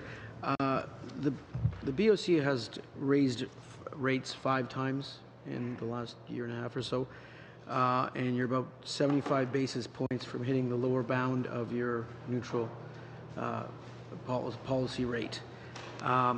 Obviously, the rise in rates and connected with the bond market and so forth impacts interest-sensitive sectors within the economy, and I would conjecture, and my estimate is that inflationary expectations are quite well contained now. And you have taken out, I know my colleague referred to the removal of the word gradual. Some economists have said it means nothing. Some folks have said it means something. I just think it means that, Governor, you don't like to give forward guidance in terms of data points, data plots, or anything like that, like the Fed does. But can you comment on the interconnectedness by going too fast or too quick or too fast in raising rates and doing damage to interest-sensitive sectors while still maintaining inflation expectations well contained? Sure. So our situation, as I mentioned a moment ago, is the economy is approximately at its capacity. It is also growing at its capacity rate, and inflation is on target, and unemployment is at a 40-year low. And so we have all the readings that we're looking for, except that interest rates are still extraordinarily low by historical standards, and certainly relative to our notion of neutral. But you're right that getting from here to neutral, we've said many times today, is a process in which we need to evaluate continuously how the effects are playing out. And so it's certainly not going to be a rapid process. It's a process, though, that we wanted to make sure that we weren't locked into a perception that we would move every second meeting. That's what the market said gradual meant. And we thought, well, it might mean that, but it could easily not mean that, and so we need to clarify. And so we defined the pace more carefully so that people would understand what we'd be looking at. And the most important thing is how households are responding, and that's the most interest-sensitive part of the economy given the level of debt. And so we'll be analyzing that every which way in much detail, and at each time we'll be offering more and more insight into how people are responding.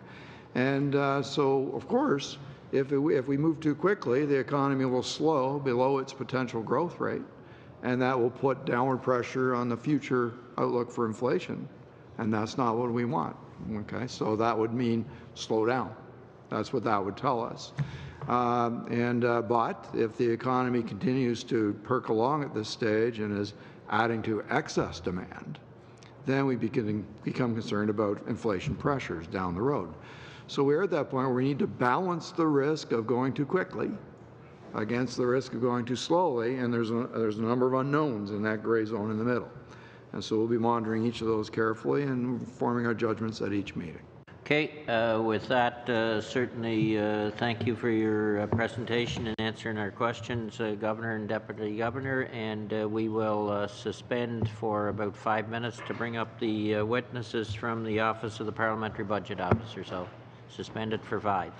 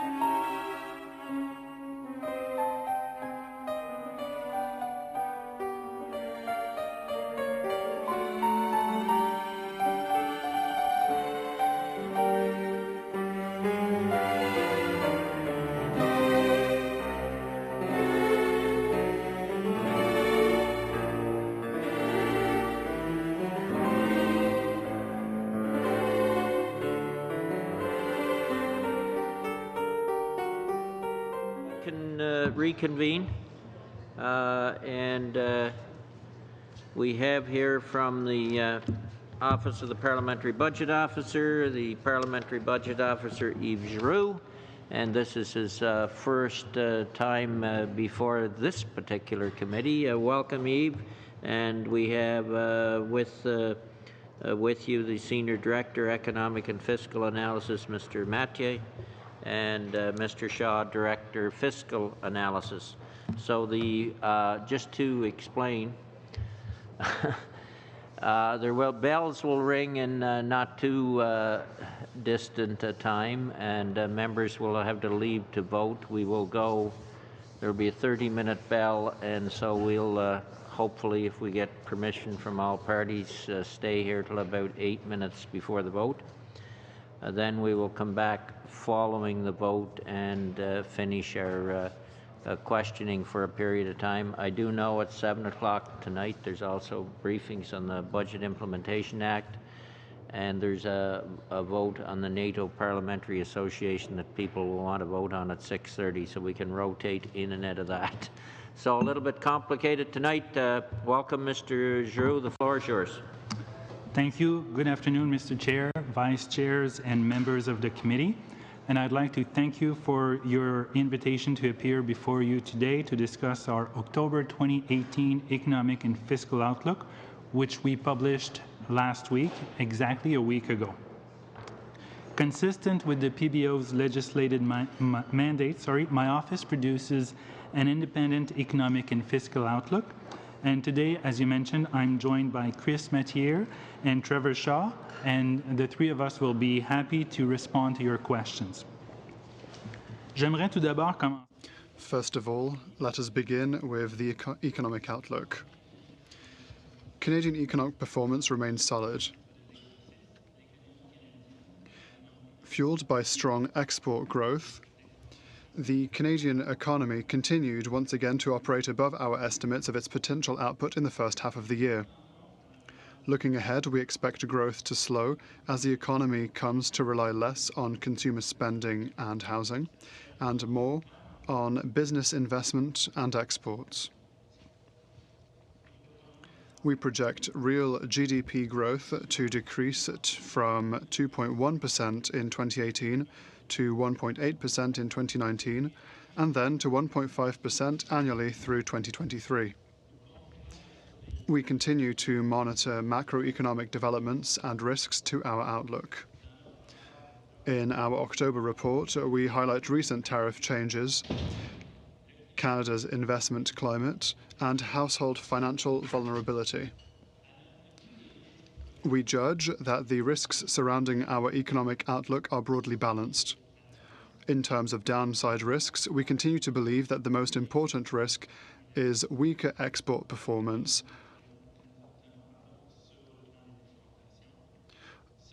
On the upside, however, the most important risk is stronger household spending. Now, regarding the fiscal outlook. Our fiscal outlook takes into account recent policy changes in Canada and abroad. The report highlights the revenue implications of recent Canadian tariffs and U.S. corporate tax changes. Furthermore, based on some preliminary assumptions, our fiscal outlook reflects the recent change in the government's discount rate methodology used to measure its long-term liabilities. For the current fiscal year, 2018-19, we project that the federal budgetary deficit will be $19.4 billion, which amounts to 0.9% of the Canadian economy.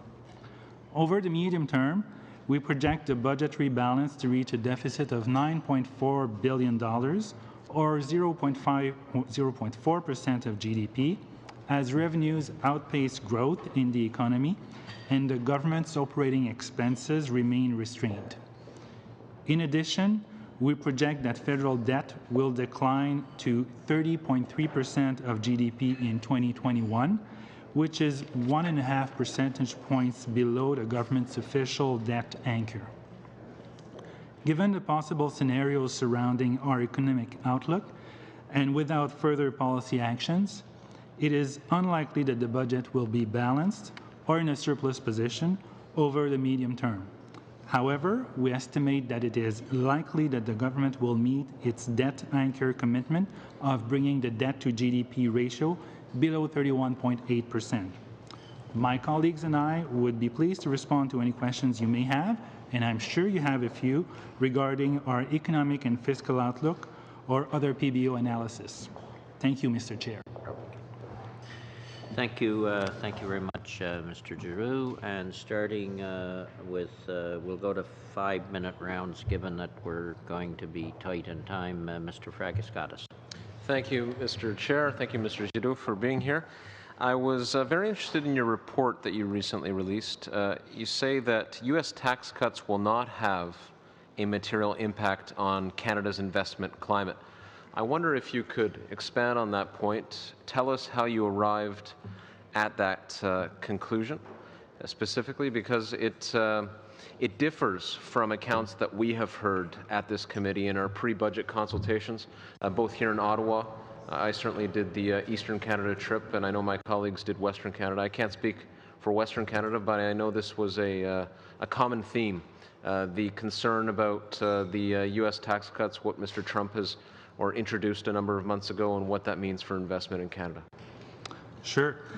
So the first point I'd make is that the U.S. has reduced its tax rates, but they're bringing them in line with Canada's. So over the last several years, the U.S. tax rates were significantly above Canadian tax rates for corporate income tax. And also the U.S. tax cuts are temporary in nature. They'll be phased out over a 5-year period. And that, as an economist, doesn't have the same impact as permanent tax cuts. Businesses know that there are incentives to shift income and some investments in the U.S. when the tax rates are being lowered, but when it's temporary, it doesn't have the same powerful incentive. So I'd also add that marginal effective tax rates are one element in businesses' decisions to make investments, one of many factors. One can think of the availability of labor, the quality of the labor force, the prospects for profits, obviously, also the macroeconomic environment, as well as trade certainty or uncertainty. These are a few of many factors, including tax rates, in firms' decisions. So, given all this, we looked at evidence. Was there evidence suggesting that there was a reduction in investments in the Canadian economy? And we looked at foreign direct investment in the first half of this year, and we found that foreign direct investment into Canada has remained roughly at the same level that the average of the last couple of years. Furthermore, business sentiment is still positive in Canada despite the small difference in tax rates. And one also has to put the tax cuts in their broader macroeconomic perspective. Canada has a deficit of less than 1% of GDP, while the U.S. has a deficit of over 3.5% of GDP. The debt-to-GDP ratio in the U.S. is rising and slated to hit 100% over the next 5 years, while the Canadian debt-to-GDP ratio is going down. All that points to further increases in tax rates in the U.S. or reduction in expenditures, because eventually something's got to give. Finally, if you allow me, to go back to the point that you heard testimonies, that this committee has heard testimonies. My bet would be that you heard testimonies from business owners or business councils or the Canadian Council of Chief Executives. In other words, business owners or representatives of business owners. And I would say they probably have a vested interest in arguing for lower tax rates. Well, I appreciate your objectivity then, Mr. Giroux. I see that I have about a minute left, so I will put to you the question of where, if we were to follow the U.S. in significantly cutting our corporate tax rate, the TD Bank a number of months ago issued an opinion saying that jeopardizes debt levels in the future. And they expect that the U.S. will run into debt problems as a result of the measure introduced by the administration. Would you counsel the same? Would you expect the same sort of danger to result here in Canada if we did significantly cut corporate taxes? Could that impact our debt levels in a very drastic way? Well, to answer that question, I would probably go back to the fiscal sustainability report that I published last month, in which we looked at the federal finances over the next 75 years. And the conclusion of the report, I will spare you all the details, but the conclusion of the report is that if we maintain current policies over the next 75 years, so that's a projection, so it's purely an exercise, we show that there's fiscal flexibility of about $29 billion at the federal level.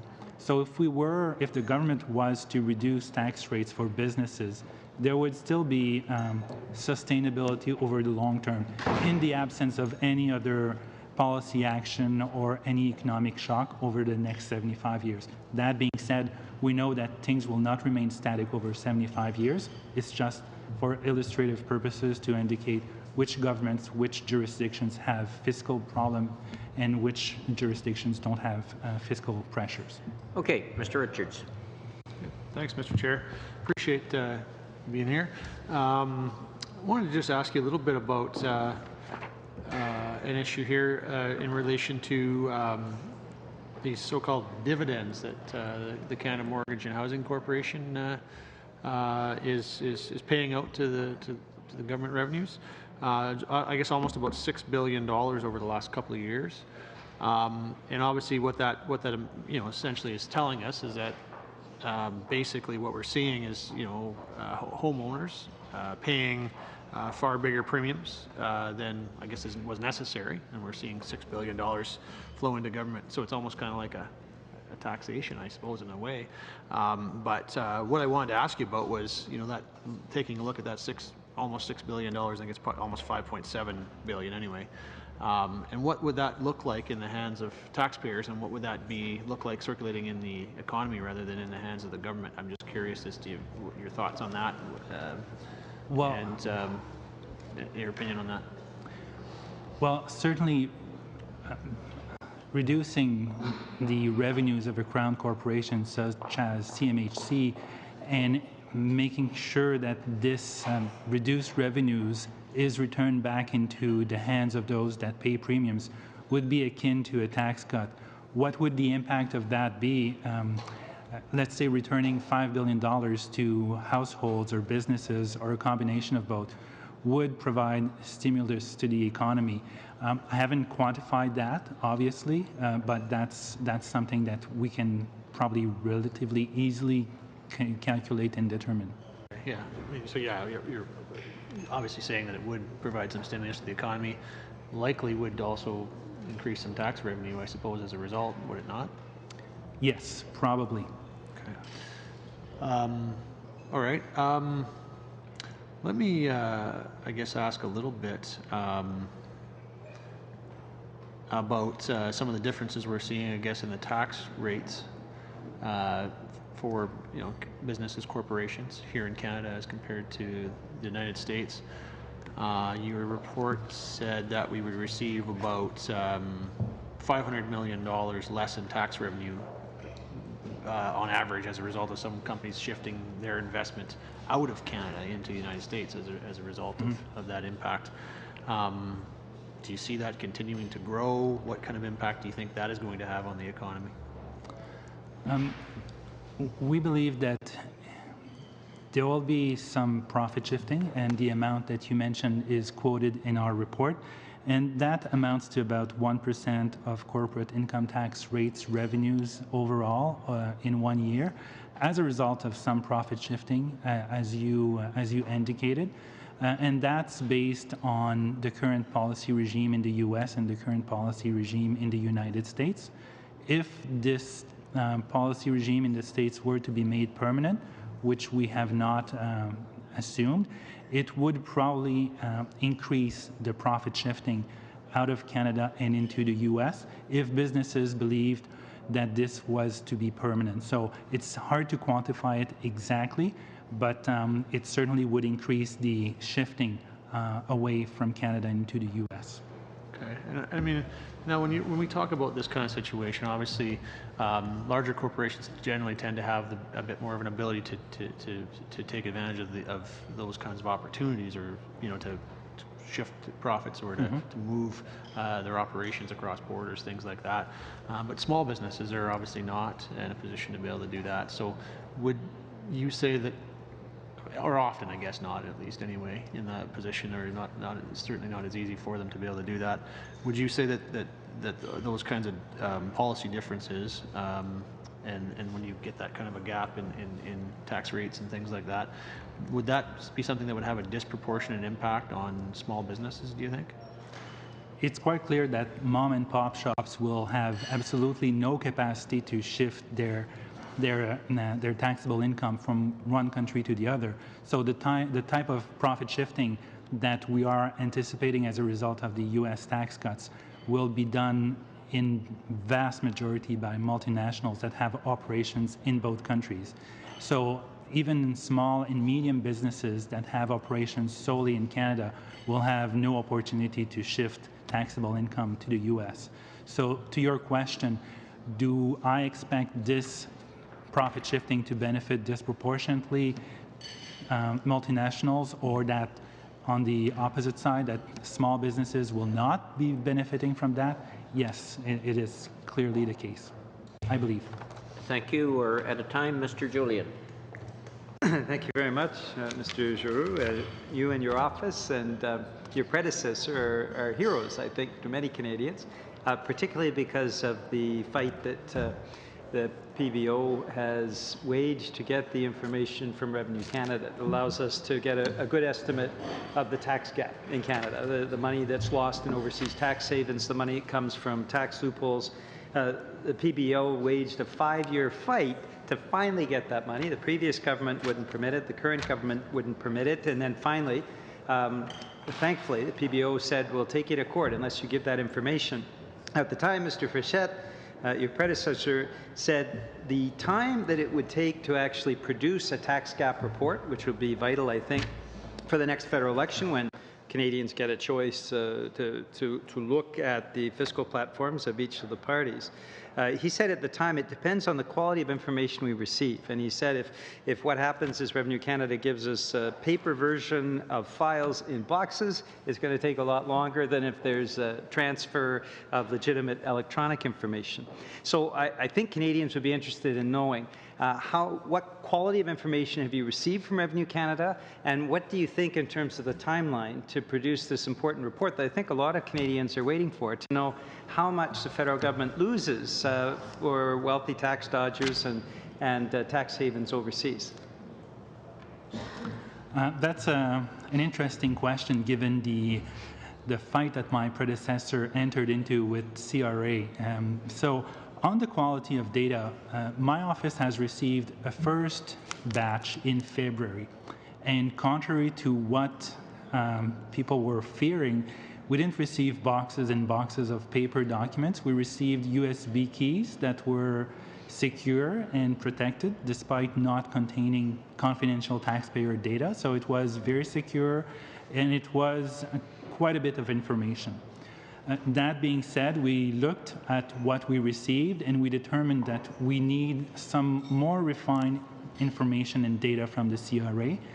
We have made the request, and we have received so far a very good collaboration from the CRA on getting the information that we think will be useful in determining the tax gap. That being said, there are discussions underway still with CRA because I don't know that they have all the information that Canadians would expect them to have on international tax evasion and on those that are more likely to get into these arrangements.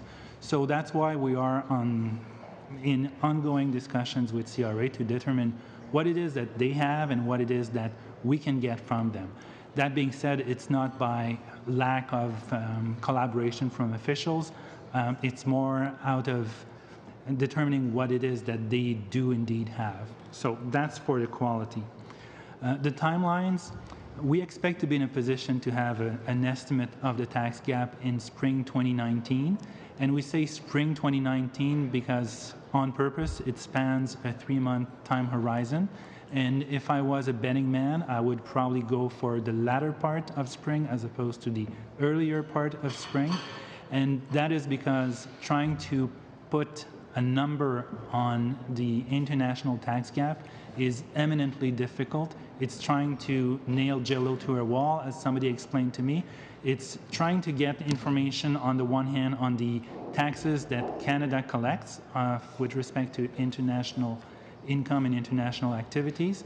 But what is difficult is trying to get information on the taxable income, what the part that is declared and what the part that is not declared. And the part that's not declared, that's under the radar, is very difficult to identify and estimate. And not only in Canada, but other countries have faced the same challenges. Do you have everything you feel you need, subject to those negotiations and discussions? Do you feel you have everything you need to move forward? Assuming that we get what we can get from CRA, what we expect to get from CRA, my belief, it looks like we will get all that is feasible for CRA to give us, but I'll get back to you on that once we have finalized the discussions with CRA.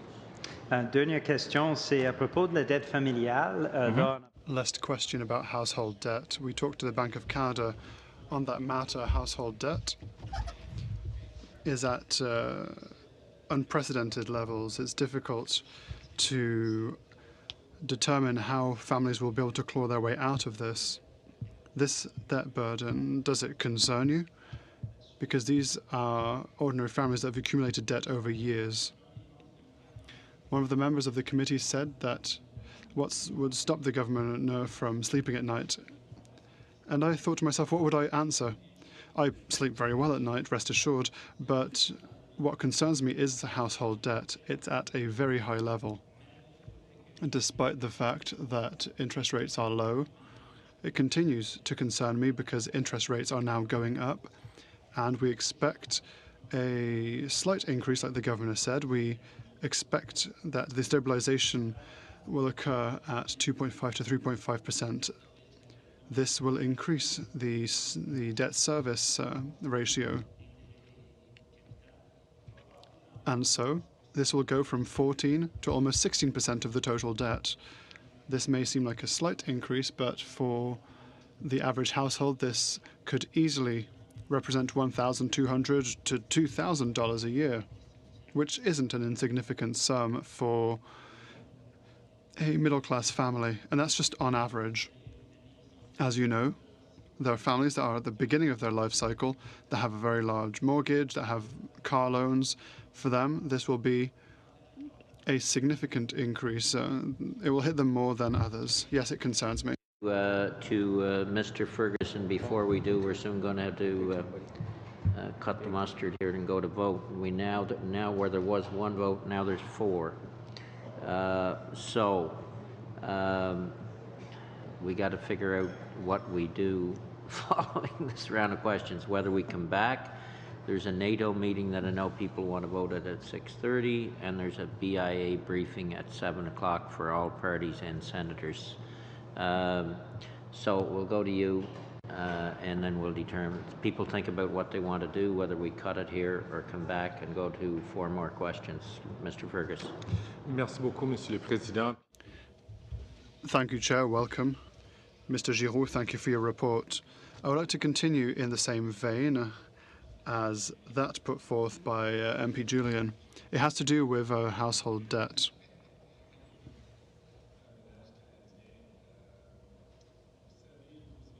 You know, you mentioned that what stops you from sleeping at night isn't necessarily debt itself, it's more our capacity to service and repay the debt. You know, I remember when I was young, my parents had 12–13% interest rates. And I myself, when I bought my first house, my first mortgage over 5 years was at 8-point-something%. 8 7/8. Now it's 3%. It's unprecedented.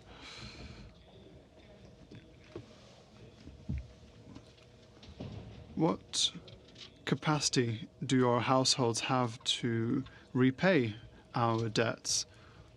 If we go beyond the 2.5 to 3.5 neutral levels put forward by the Bank of Canada, if it goes beyond 16%, then this will be the straw that breaks the camel's back. To answer that question, we have to examine households in general.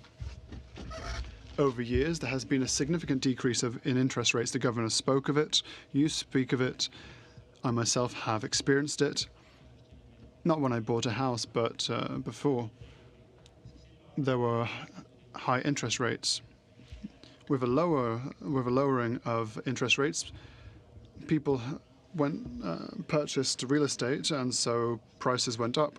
So interest went down, prices went up. So is access to real estate better now than 20 years ago? It's difficult to say. But now, with our household debt level, yes, these effects are being felt. But at the beginning, when I first started working, it was very difficult for me to find a job. Now, my 19-year-old girl hands in 1 or 2 CVs and immediately has a job. Yes, access to real estate is difficult, but the job market is very solid. Like any good economist can say, we have to look on one hand and on the other hand. Household debt is concerning, particularly concerning at the cusp of an increase in interest rates. The job market situation is very, very solid, which makes me very optimistic with our capacity to repay debts if interest rates increase as expected. But as economists, we know that we're often wrong. What is concerning is if interest rates keep increasing and go beyond our midterm forecasts. At that point, we may have excessive household debt levels and an incapacity of people to repay their debt. Your predecessors all raised the alarm when they talked about Canadian household debt levels.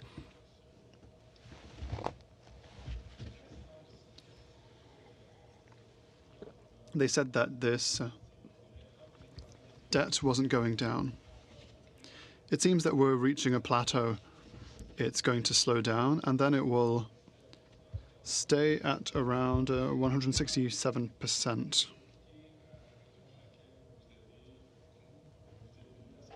Why have you come to this conclusion that we are reaching a plateau?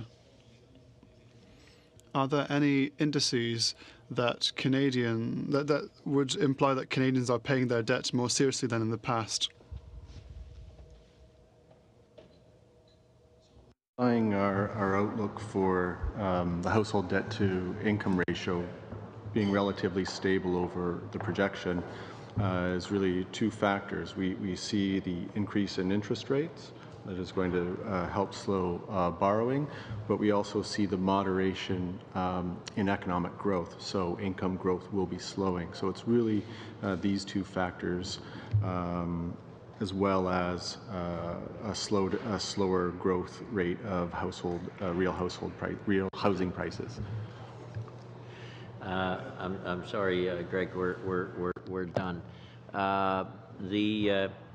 Now, is there any burning questions for the parliamentary budget officer that we have to come back to? We're going to be, now that there's 4 votes, I would estimate we won't be back here until probably 6:30 at that. Go ahead, Peter. I'd like to suggest we have the parliamentary budget officer back another time. There's lots of questions we can ask him.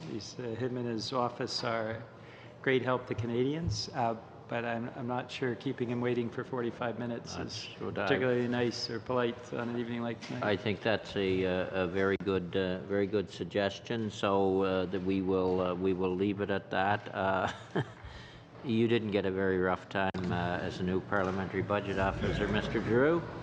I guess that's a good way. That's a good way to start.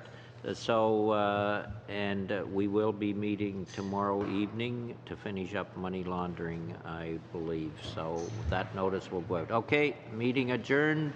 Thank you, gentlemen. Mr. Chair.